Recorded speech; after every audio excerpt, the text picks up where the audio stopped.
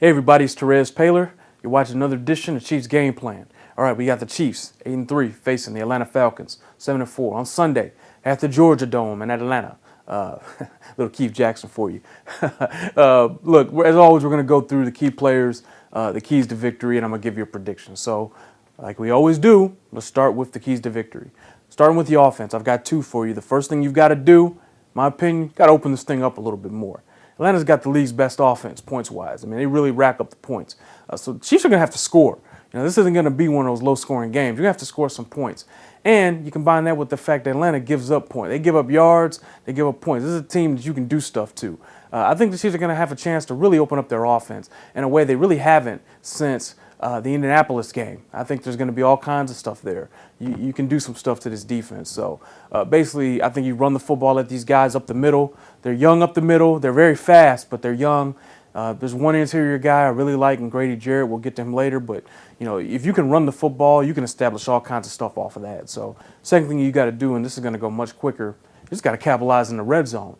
Chiefs have one of the league's worst red zone offenses, but guess what? They're coming off a game against Denver where they did score when they really needed to in the red zone. And Atlanta has one of the league's worst red zone defenses. Like, they're bad. I mean, they give up touchdowns. When you get in the 20s, okay, you can score a touchdown on these guys. So needless to say, got to capitalize there. I got two things to watch on defense. Specifically, look, this passing offense is fantastic with Matt Ryan and Julio Jones. And they can really hurt you vertically. And they got another guy in Taylor Gabriel that can do the same. So I think this is one of those games where you got to play off coverage, or at least too deep. And this is one of those games where you got to let these guys, beat you short. You know, you can't let them get these chunk plays. So you got to tackle on the short routes. You got to give help, especially when Jones has the football. All right, the last thing you got to do specifically on defense is, hey, you got to control the play-action boot game. It's just like last week. They run a lot of zone stuff. Mike Shanahan's zone offense, right? Gary Kubiak had it. And now the Falcons offensive coordinator, guess who it is? It's Kyle Shanahan. It's Mike's son. It's the same thing. They're going to go side to side on you, and your backside defenders have to be disciplined in their gaps. If you can do that, that's fantastic. You can control the running game. They have good backs too, so you got to be worried about that. But also, they run a lot of play action off that. So your ends and your safeties, when they're blitzing, they got to go right to the QB. Just real quick, we're going to go over some players to watch. Matt Ryan is having an amazing year. He's completing like 70% of his passes for 26 touchdowns, 6 interceptions. And by the way, his yards per throw is high. So, like, he's completing passes downfield.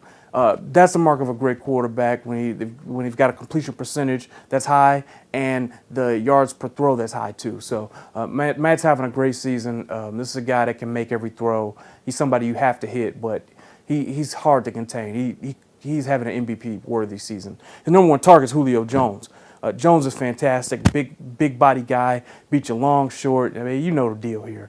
You know, you guys play fantasy. You know how good this guy is. He's somebody that's got to be accounted for every play. On the defense, no real studs, but the best of the bunch is Vic Beasley, second-year edge rusher from Clemson. Vic's a good player. They like to line him out wide on the edge and let him rush upfield where he can use his speed and quickness to beat you.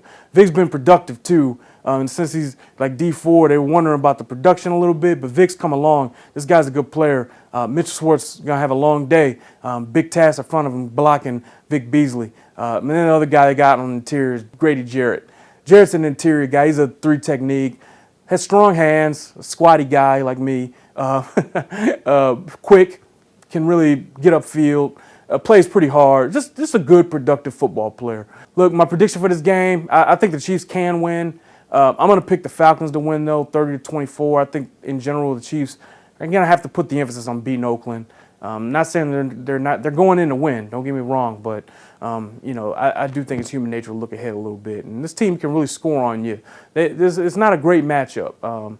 This team can really score on you. But I will say this: if the Chiefs can really get their offense rolling, which they can against this defense, they can win this game. But I'm gonna pick the Falcons 30-24, and we'll just see how it goes. So, okay, guys, that's all I got for you. Remember to go to kansascity.com for all your Chiefs news.